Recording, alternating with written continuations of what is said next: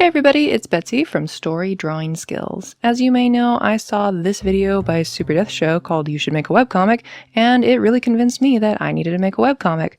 To be more specific, a 100-panel webcomic made from scratch in 6 months, which was back in like 2017. So obviously that was a fail, but we're going to turn that failure around into a progressing victory. So I will keep making this webcomic, maybe not in 6 months, but how about while I'm going back to school and working, and maybe it'll get done by the end of the year. Let's go for that. Project fatigue. The struggle is real. So this set of panels had many frustrating moments for me, and moments where I kind of wanted to question why I'm putting myself through this. But then, I go back to my goals of, but I want to finish something. I really want to finish this. So what to do when you're in project fatigue and things are just giving you problems, such as this panel, where I was trying to stay accurate to their positioning, and Socorro should have been in a profile view, but I didn't like the drawing, so then I just switched it, and I decided this was going to be more of an emotional beat, a more abstract representation that these two were turning their backs on her. So maybe that worked out for the better, I don't know. But yeah, these panels challenged me so much more than I thought they should have, and I'm not really sure why, aside from maybe I'm just not drawing enough, I don't know. But yeah, this one got me. And then in the next set, which should be coming up fairly soon, here we go. This one where Clarice is reaching out her hand to stop Kes from running off. The hand gave me all kinds of trouble. This first panel of their reactions also gave me trouble. In fact, the whole story gave me some trouble. Let me tell you a little bit about that. So Socorro is apparently dead, and at first, Kes was the only one to react, and we only saw her reaction and her sudden attack on the monster. And I thought that's kind of weird, because she's going to be the only one that has any growth then, if she's the only one that's affected by this event. So I had to have Kes and Clarice react to what had happened, but not in the exact same way, because then it splits the attention of the audience. It's a little weird where like you have to pay attention to how two characters are changing at the same time based on the same event. But I didn't want to leave Clarice like out of it. Like, she's not that cold-hearted, even though she speaks kind of academically and is very aloof. I didn't want her to just be completely unaffected by what happened. So that was a bit of a struggle, trying to balance those two just in the story part of it. Then for some reason I just couldn't draw her head. Like, Clarice's head in that previous panel was giving me so much grief. And I was just drawing her skull over and over, drawing the hair on top, drawing her headband, but it didn't look the same as, previous ones, and her whole head is more elongated than I'm used to drawing, so it's not, forms that I'm real comfortable with or real familiar with. So that was a problem.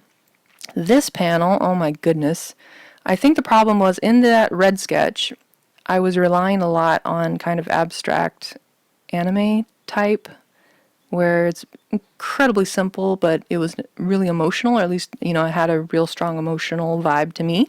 And whenever I tried to bring that emotion into a more rendered drawing, it just, oh my gosh, it did not work.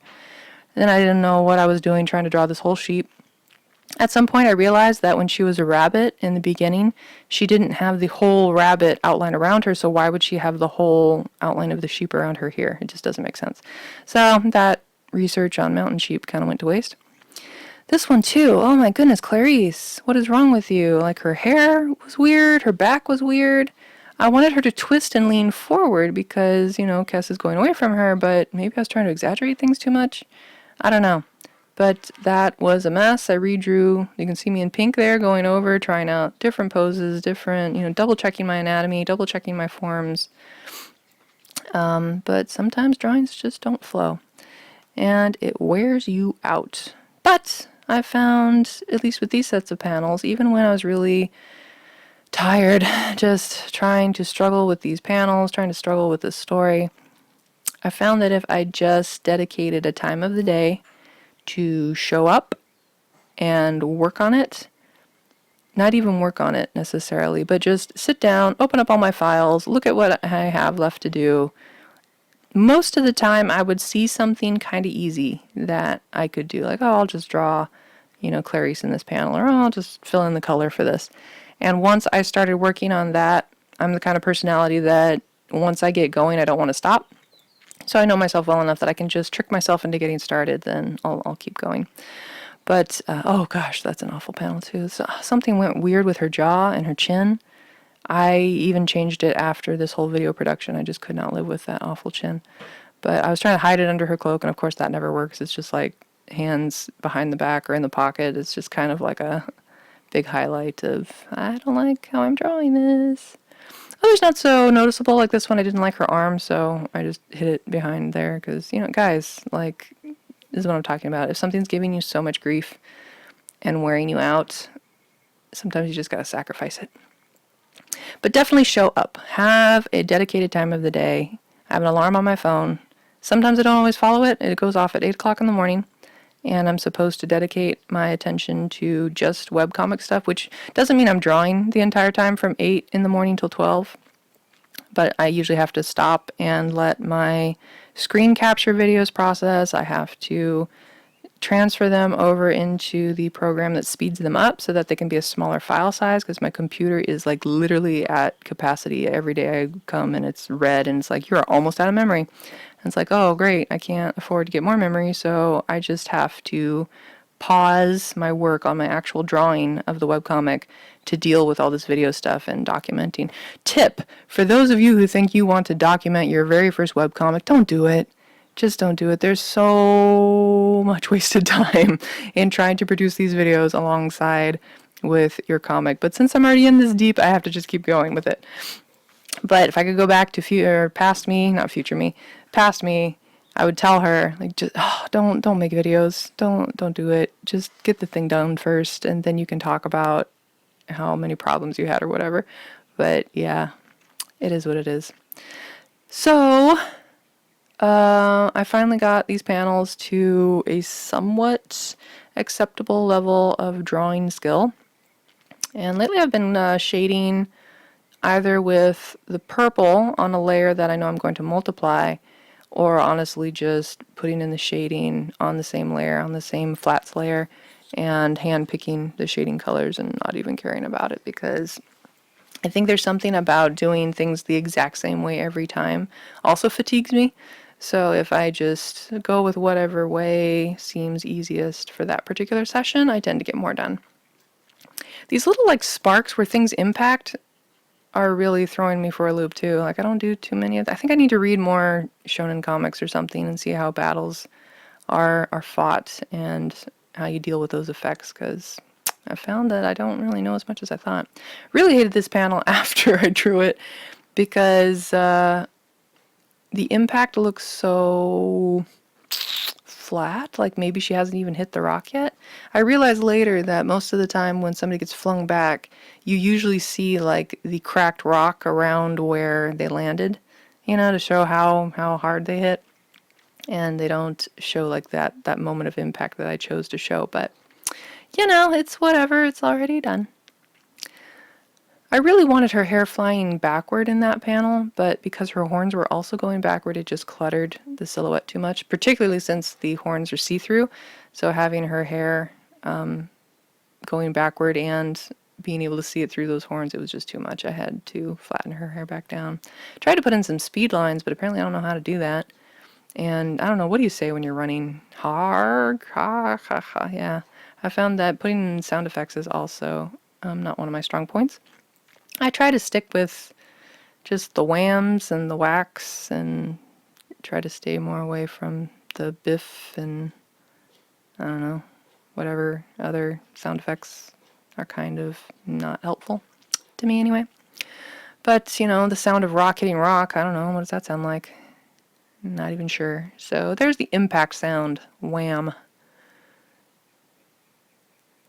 Yeah, I think with the rocks, was I doing a different layer? Oh, maybe I was. But you'll notice the rocks have been changing color a lot too, and I'm kind of over the consistency thing. I think you guys know where they're fighting. Doesn't really matter if they're a bluish tone or a brownish tone. Also been having some trouble with this rock guy. Again, you'd think I'd get better at drawing rocks by now, but nope. But, you know, I want that rock texture, but it clutters his silhouette up a lot really quickly. So I've been trying to juggle that as well. So I changed her position. I thought I was being clever by putting in some like extreme foreshortening and not realizing that she's just kind of in the exact same pose as the previous panel, which isn't great. And her cloak sure changes shape and length at various parts of this comic, but oh well. But yeah, that impact shot. Yeah. But you have to ask yourself, is it worth like pausing the entire comic progress over that, you know, 1 or 2 panels over just a wonky jaw or a wonky head or that kind of wonky pose of her hitting the wall? No, let's just keep going. Let's just show up. Let's do a little bit. And if we just keep showing up and doing a little bit, it'll get done. Like, how can it not get done if you show up and do a little bit of it? It doesn't even have to be every day. I definitely take off 1 to 2 days a week where I don't look at the comic at all. But on the days that I'm supposed to work on it, like today, Monday, then... But like here's an example. I have to voice this over instead of actually drawing the next panel. So again, guys, don't make videos while you're doing your first comic or trying to finish a comic. It's just so much extra work. Unless you have like a friend or somebody who takes care of this part. Yeah, don't do it. Definitely not going to do it for my next comic, that's for sure. Oh, this panel too. Like I didn't know what to do with the background at first, so I just put in this huge like spark of, I don't know, intensity and red background. Like, yeah, I don't know. It was a thing that I tried and probably won't do again. I don't know. It seems such a jarring, like abrupt change in backgrounds from all the rocks and sky that I had been drawing previously to just have this just whack or bam or biff or there you go, whack. Like my color choices, gosh. And I tried to get fancy with this sound. Like again, I can kind of like imagine it in my mind of what it's supposed to sound like, but how do you turn it into letters? I don't know. So I started with crack and then I think changed it to crash later on. But I wanted to try to do, oh, excuse me. There's that fatigue I'm talking about. Do some like overlapping of the letters and make it fancy. But anyway, that's what it looks like in the end. And it's all up on the Tapas website if you want to read it from beginning to end. There'll be a link in the description. And I guess I'll go back to drawing the next set of panels and see you guys in the next video.